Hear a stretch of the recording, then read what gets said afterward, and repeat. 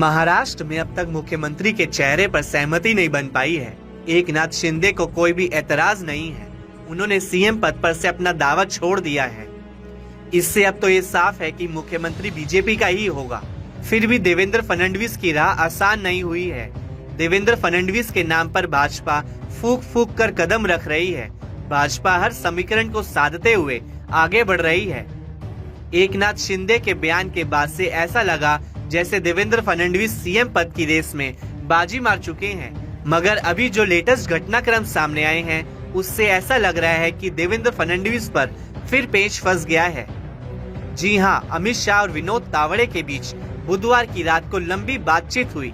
विनोद तावड़े ने महाराष्ट्र का जो फीडबैक दिया है उससे ही फडणवीस के नाम पर पेच फंसता दिख रहा है।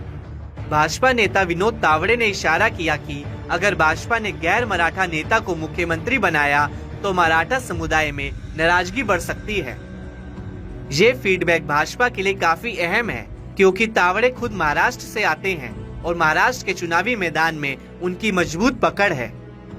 बीजेपी अब नए समीकरणों को साधने में जुटी है, जिससे सवाल उठ रहा है कि क्या पार्टी देवेंद्र फडणवीस के अलावा किसी और को मुख्यमंत्री बना सकती है।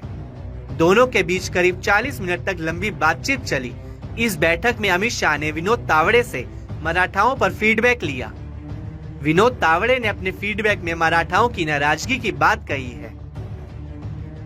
इस बातचीत से अब एक बार फिर देवेंद्र फडणवीस के नाम पर पेच फंस गया है।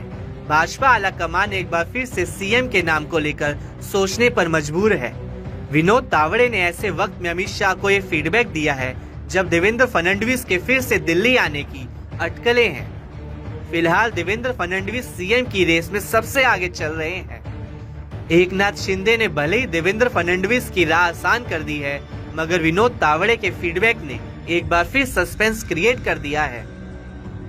ऐसे में ये भी अटकलें लगाई जाने लगी हैं कि बीजेपी किसी और नाम पर भी विचार कर सकती है।